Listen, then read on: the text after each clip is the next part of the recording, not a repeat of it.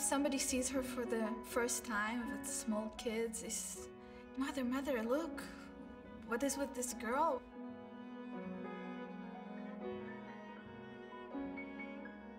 She's able to do things that professional musicians don't necessarily do. There is a limit to her ability with what she's able to perform. But there is not a limit with her musical talent, with what she has inside of her. The rest of us suffer from our own image, and she doesn't suffer from that. She just does what's natural to her, and what's natural to her is to play music. The beauty of the music can draw people together and go to their positive nature and help them see each other as human beings deeply. That is really a great thing.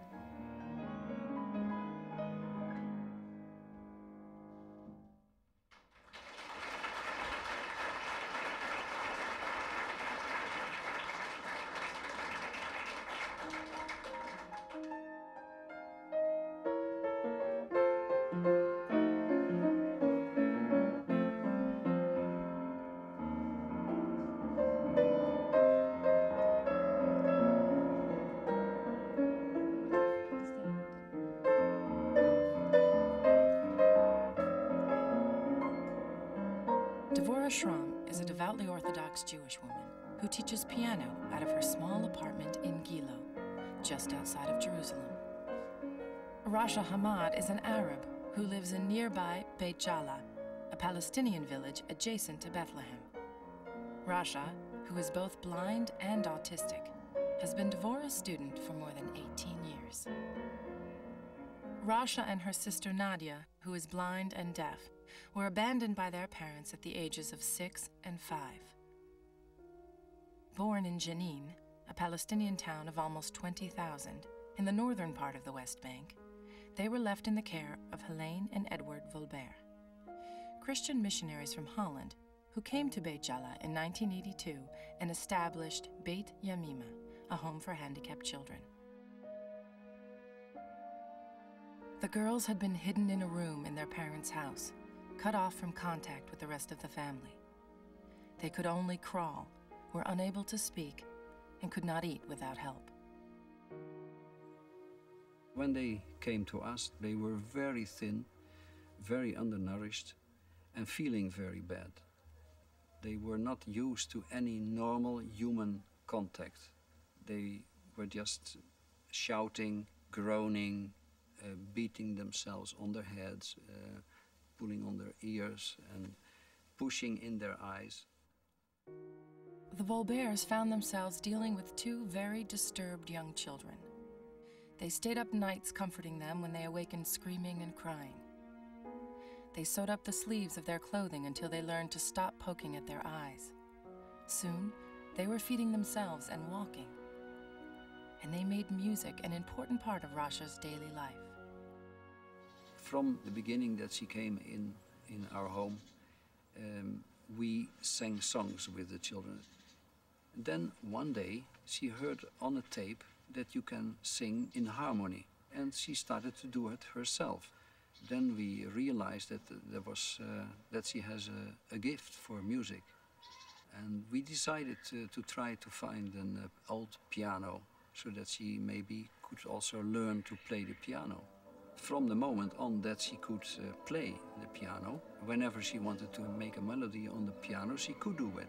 In the beginning it was quite simple, of course, and later on it became more and more complicated.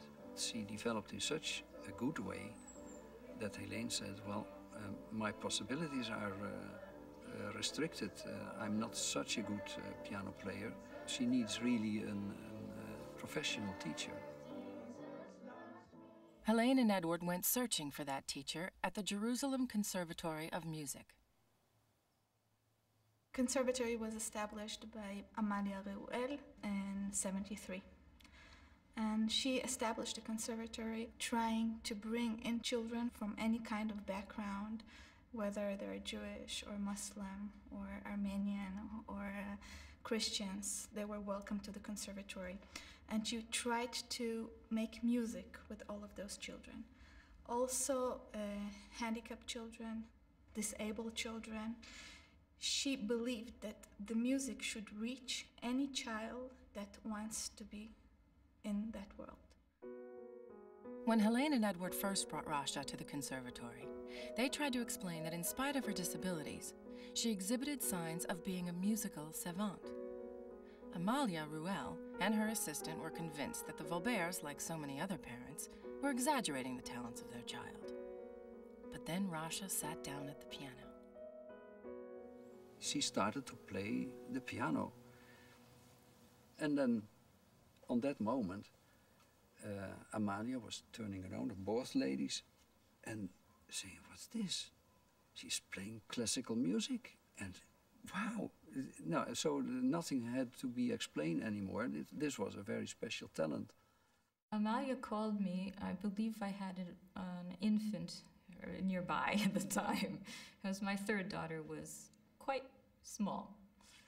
And I was juggling around between teaching students, holding a baby. You know, it was a very interesting time of life. And the phone rings, and Amalia said that she has a couple sitting in her office with a blind girl. I didn't know how learning disabled she really was. I only knew that she was blind. When she came to me, she was playing, and that was kind of miraculous. And she was playing in a very unusual way, with her hands kind of bunched up and kind of, but she was getting around on the instrument. So I took it. At the time, no one knew the extent of her autism. What was understood was that the neurological disorder severely affected her social interaction and ability to communicate with others. I didn't know if she was relating to me at all. And as a human being, I really didn't know. I hoped she would have a good time. My idea was that it should be a pleasure with me, because I knew that because she was so withdrawn, that if she didn't look upon me as a source of pleasure, I wasn't going to reach her with anything. Rasha had been so emotionally deprived in the beginning of her life. I couldn't teach her intellectually. I wanted her to want to come and to eventually to build a trust with her. Mostly we communicated with music. I just jumped in there and participated in her world. And when I could add from my professional experience something to help her in her world, I would jump in and do it. And meanwhile, I was assessing her all the time. I was constantly assessing, seeing what I could do. The work that Devorah does is very, very difficult, and she's 100% committed to it. It's difficult work, and she does it with a lot of love. Devorah has a way to reach children. They will play music, they will love music with Devorah. She is very, very patient with children. As a teacher, when I look at a student, I look at their potential. I look at them as a human being with a potential to develop. And so when I have a student that has what they call a disability, I look at them a bit differently. And I go, okay, I'll work with you as you are. I'm not just going to put you in a form and make you like society wants you. You're all right as you are. And I want to take you as you are and give you some happiness and share with you what I love. And I'm not going to pity you. I'm going to give to you. That's how I feel.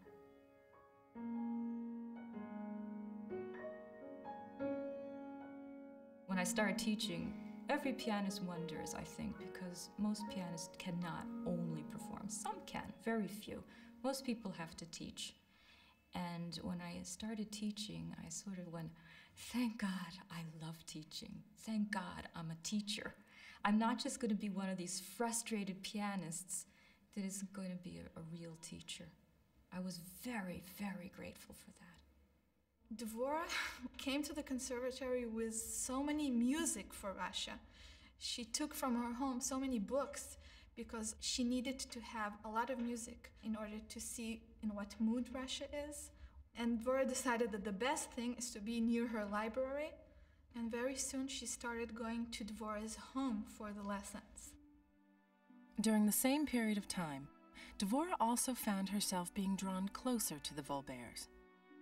As a Jewish girl growing up against the Christian society, I always have this reticence. I was always having the feeling as a child that I had to prove that Jews were good. The relationship with the Vollbehrs evolved over time. It was almost that I could feel parallelism in their religiosity. She told me things about her life, how her parents had taken in Jews during the Holocaust. During the war, they her parents felt that they had to help people who needed to hide. So they opened their house for, in total, 11 Jewish people. That was the time that Helene was growing up as a small child. So this was what Helene knew. It's also the care for people and the love for the Jewish people that was a part of her family. In the intervening days and weeks, as Rasha came to Devorah's home on a regular basis, the bond between the two of them was cemented. At some point, I felt she's going to understand that I'm helping her in her music. And within a year or two or three, she started little by little to turn to me. And when she started to turn to me, I felt we were developing a teacher-student relationship. It took a long time to develop that. Just as their relationship began flowering, the 1991 Gulf War erupted.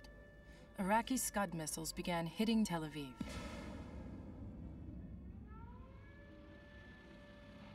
Air raid sirens were being sounded on a regular basis. Israelis donned gas masks and created safe rooms in their homes in the event of chemical weapons arriving with the Scuds. Palestinian militants who had been waging the uprising against the Israeli government, known as the Intifada, for more than 3 years, celebrated the Iraqi bombs in the streets of the West Bank. Israeli-Palestinian tensions were now at an all-time high. The Israeli government began closing off Palestinian villages like Beit Jala to the rest of Israel, making Rasha's normally short trip for her lessons a far more complicated affair. And making matters worse, Helene Vollbehr was diagnosed with cancer. Rasha only managed to get to me because Helene would walk. And that was a hard walk. They would drive their car to the closest point, and then they would walk up this hill to get to Gilo. It was quite miraculous, especially considering what condition Helene was in. But that's the kind of devotion that she had, bringing Rasha. Shortly after the end of the Gulf War, there was a breakthrough in the Israeli-Palestinian crisis. The Israeli government and the PLO sat down and negotiated what became known as the Oslo Accords, signed in 1993 with much hope and praise at the White House. As much of the world celebrated this achievement, a breakthrough was also occurring in Devorah's home with Rasha. I think that the breakthrough happened as a result of a lot of steady progress. At the beginning, she played things she liked. Eventually, we tried to work on Bach minuets and little sonatinas. It almost sketched out a normal development. But I was always waiting for the day that she would really use her hand. When we tried to play, a sonata where you need to play scales with all your fingers, she would just use her fifth finger and just go very fast up. It was quite amazing, actually. And I would constantly say, Rasha, use your hand, Rasha, use your hand. And it didn't quite happen. But I would show her, I don't know what I did. One day she was at my house, and I sensed that somehow she'd understand. And I went 1, 2, 3, 4, 5, and maybe I felt her fingers or something, and I felt a recognition side of her. 1, 2, 3, 1, 2, 3, 4, 1, 2, 3, 1, 2, 3, 4, 1, 2, 3, 4. Okay. Something happened in there. But, you know, for me, that little something was like conquering the world. I was so excited because it opened up to her everything in the repertoire. For the first time, I could say, if I can get her to relate, each finger is a number. I can say, Rasha, 1, 2, 3, 1, do it this way, do it this way. And that was a wonderful, wonderful moment of my life as a teacher. I don't think I could ever surpass that one. I hope I will, but I don't know that I ever will. Not just as a teacher, as a human being, to be able to open a door like that. It's just tremendous.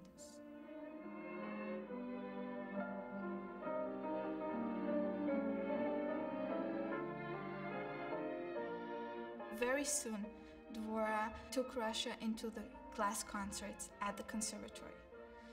And Rasha was playing with regular children at the class concerts here.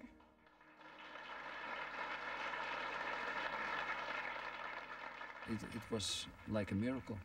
Then you realize after so many years what she has reached and what has happened to this child. It's amazing. Rasha entered a period of steady development in her lessons with Devorah. She even began showing a preference for certain kinds of music. She loves Chopin. Loves Chopin. She loves Brahms. All these romantic composers. That's her. It's amazing when you consider where she's coming from. Locked in, born in Jenin, alone in a room. She didn't hear it as a child. Where did she get her love for Chopin and Rachmaninoff? It could be because the Vollbehrs constantly played classical music. They even brought Rasha to concerts of the Israel Philharmonic. There was also another talent that Rasha was beginning to exhibit. One that clearly established that she was a musical savant. Rasha has special pieces that come out of her spontaneously on occasions, and she calls them kanua. And sometimes I don't even know if she just comes up with them when she's at my house.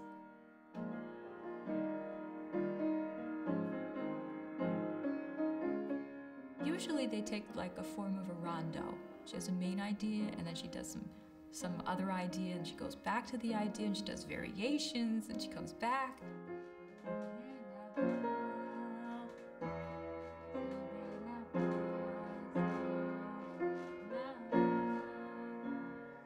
It's like she has an independent artistic life. It shows she isn't just parroting the music she learns. She also has her individual artistic life. As Rasha thrived, a tragedy was unfolding. Helene's cancer had spread and was now terminal. In October 1999, Helene's valiant struggle ended.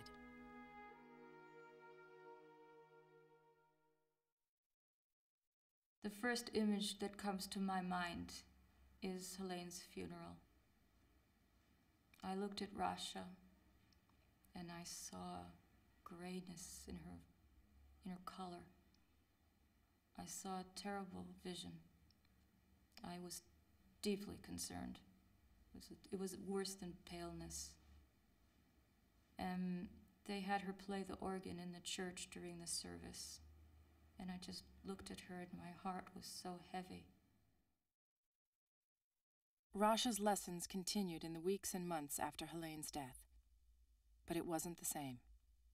After her breakthrough, we were going so fast and so well, and she was getting so much and grasping so much. And then I found her at a plateau, which is so normal because of this trauma. And I tried to work within and against it in a way, but even so, I was finding she she wasn't able to take in like she had before.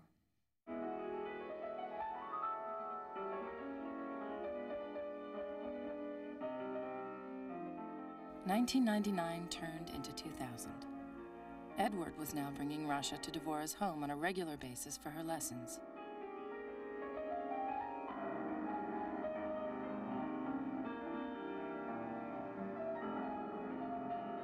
Slowly, the trauma of losing Helene started to ease for her. But just as she began making progress again musically, there was a new political trauma to deal with. Peace talks between then Israeli Prime Minister Ehud Barak and Palestinian Authority President Yasser Arafat collapsed at Camp David in the fall of 2000. A new Palestinian uprising, the Al-Aqsa Intifada, soon erupted. The first Intifada was less of a problem, maybe because the Vollbehrs had Dutch passports. But this last one was very, very difficult. And there were many times that they would get to the checkpoint and couldn't get through, and that made Rasha very, very nervous. At the same time, Devorah's Gilo neighborhood soon found itself on the front lines of this new intifada. Palestinian militants took over the streets of Beit Jala and began shooting at homes and cars very close to her apartment. The Israeli Defense Forces responded, often setting up camps and returning the gunfire, literally a few hundred feet away from Devorah's home. And in nearby Jerusalem, Palestinian suicide bombers were regularly blowing up passenger buses and setting off bombs in shopping malls and other public places, killing or wounding hundreds of Israelis. My daughters were going to funerals. It was a very difficult time, all around. I suppose, in a way, it deepened our relationship because I knew that the people in Yemima weren't shooting at me, and they knew that I wasn't shooting at them. But we were sort of caught in this horrible situation. They would call me to say that there was a closure and they didn't think they could get through, and I said, is everybody all right? Because we heard our apartment is situated in such a way we can hear both kinds of fire. We got pretty good at recognizing which kind of fire was coming from where. And then they'd say something to me like, were your children crying? Are they all right? And I'd say, well, yes, we're all right. And I'd ask them, how are your children doing? And they'd say, well, some of them, their children, were crying and it was hard for them. And we would reminisce about how it was affecting us. My youngest daughter, there was one night there was all this really loud firing going on. And it was really quite a sound. It was not something that made for being calm. She was very nervous. She started to become a little hysterical. I don't want to die, and these sorts of things. And I said, Elisa, aren't you a little bit worried about Rasha and her people? They're also suffering. And she said to me, you're right, Ima. I hadn't thought of that. And it calmed her down. Sometimes, when the violence caused closures between Palestinian cities like Beit Jala and the rest of Israel, it became next to impossible for Rasha and Edward to make it through for her lessons or performances. When we would try to get a concert together, and I'd get excited and say, oh, Rasha, let's do a concert of Chopin. And she had plenty of pieces we could do, and then she couldn't come in. Or even worse, we got a little concert together in between when she could come in, and then they couldn't get through to play the concert, which must have been devastating for her. I remember also from that time that Rasha then started to complain about it. Cannot go through, why not? And then she really was angry about it, and yeah, then you have to explain it, and it's very difficult to explain, of course. Concert for Rasha's concert is something to look forward to. And when you take that away from a musician, it's terrible.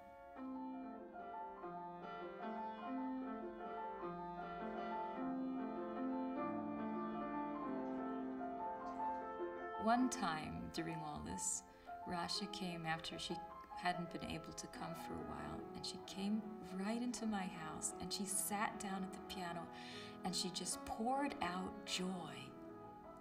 And I said, yes, Rasha, I'm so happy you're here. In 2001, during a visit to Holland, Edward met a teacher named Yoka. They corresponded, fell in love, and decided to marry. But his newfound happiness was mixed with sadness. Yoka had a daughter and grandchildren with whom she was very close, as well as a career. Edward came to the realization that the time had come for him to move back to Holland. When I think back about that time, it's really the most black time of my life. It was so difficult, and also the reaction of pain of the children. Rasha did not say so much. Sometimes she just repeated, "Are you all going?" To prepare her so much was not really easy, because with the others I could talk much better, but the communication with Rasha with words is always very restricted. When Edward told me that he was going to be leaving, I said, oh, I have to do something here. I concocted a little concert to give her a sense of closure.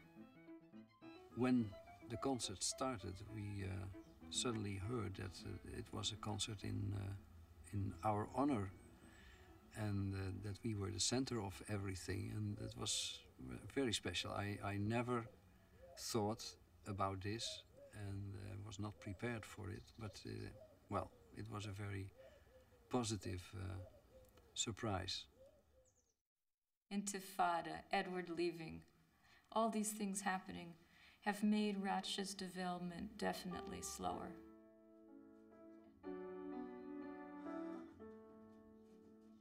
But creating a structured daily routine for Rasha, something vital for those afflicted with autism, has helped these setbacks from permanently affecting her progress.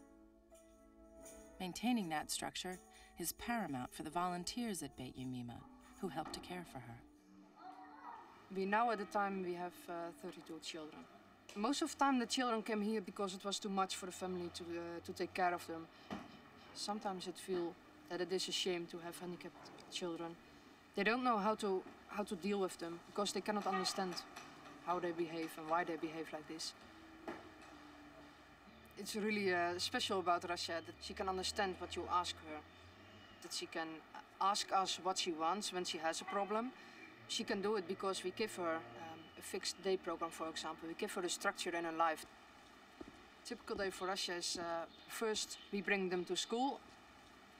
After this she comes to the day activity, and there she is for 2.5 hours. And then she can play for free on the piano if she wants. She can choose if she wants to play piano or to do something else. Most of the time she wants to play.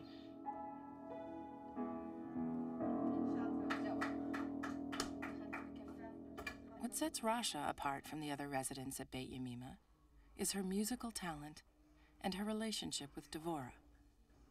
Without these elements in her life, while she would be well cared for, her daily routine, as well as her future, would be very limited. The relationship between Rasha and Devorah is really something special because it's difficult to have a good relationship with Rasha. But when she's with Devorah, they have something together which we don't have. But in the fall of 2003, that special relationship almost came to an abrupt end. Greater demands on the limited resources of Beit Yemima led its administrators to make a number of financial cutbacks, including Rasha's weekly piano lessons.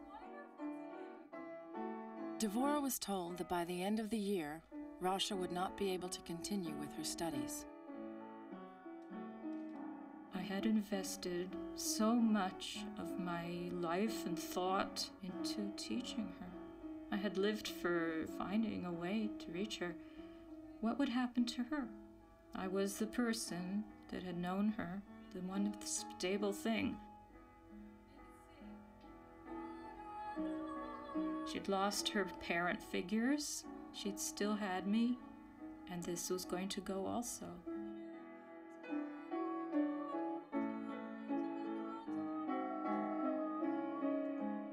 Devorah organized a special concert for Rasha, convinced that it would be her last. But then word got out around the conservatory about the possibility of Rasha's lessons ending. All of a sudden, donations began coming in from the parents of Devorah's other students. And an article about Rasha and Devorah in Israel's largest daily newspaper brought in even more money, enough to keep Rasha at the conservatory for the foreseeable future. Devorah decided a special celebration concert was in order. Many of the conservatory students whose parents had helped to keep Rasha's lessons going would take part in the performance. And she put Rasha together with a special ensemble. Ye'eli, a girl from an Orthodox Jewish family, and Ehud and Talia, whose families are secular Jews. The piece Devorah chose for Rasha to perform with them was Saint-Saëns' Carnival of the Animals. The Carnival of the Animals was something that she had done previously, and now that she's developed more and has more pianistic ability, I thought it would be very nice to take it back out and polish a few of the sections, because she used to really like it. She loves music that's basically colorful, romantic harmony. I wanted to give her the enjoyment of playing with others, because she has a wonderful sense of playing with other people. It's an uncanny sense beyond even professional musicians.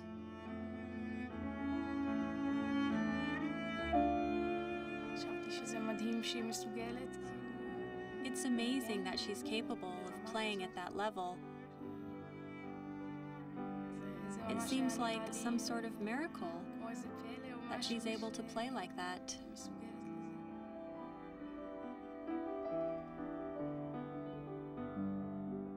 To make the concert even more special, Devorah planned a surprise for Rasha with the ensemble. She wrote an arrangement of one of Rasha's original compositions, which she calls kanuas, and then rehearsed it with her fellow musicians without her knowing. Playing Rasha's Kanua with all the musicians just came out of the experience of working with all of them together. They were so wonderful and positive and enjoying playing together with her, and our rehearsals were so much fun. I just said, oh, let's just do this. She didn't know it until we got up to perform.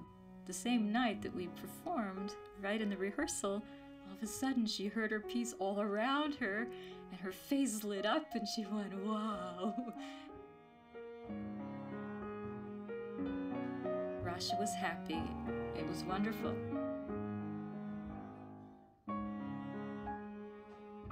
After the concert, she gave me a necklace that she had made, which is amazing because in the old days she couldn't use her fingers for anything except to destroy things. It's a symbol of Rasha more calm than she used to be. When Rasha first came into Devorah's life, her daughters, Efrat, Sarit, and Netta, were small children. Alisa, her youngest, hadn't been born. Today, Efrat is married and the mother of Devorah and her husband Len's first grandchild, a boy. It's certainly given us a very unique and touching experience. We've all been part of this. She's definitely influenced my family, and I'm glad that they could be here for this experience. I'm very, very happy my daughters could grow up in an open atmosphere.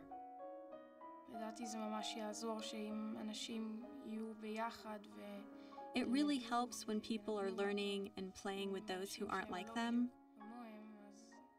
It helps because then they can see that essentially they're all alike. I very much want to continue to play with Rasha. The whole thing about playing together teaches you so much about life itself. Music is about listening to each other, helping each other. It's impossible to do only in music and not think about it again when you're in the regular life you're leading. It starts with only two people, Rasha, Devorah.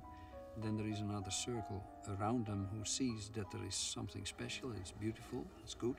And then you always have the hope that maybe a wider circle will continue and that it will spread. 1, 2, 3, 4,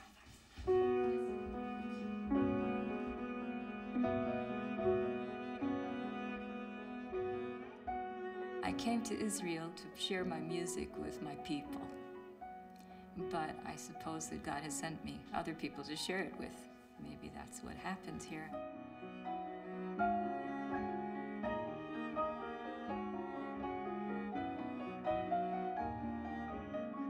If we look deeply at another person, we see another person. When we look at headlines, we see generalities. All of us need to look at people.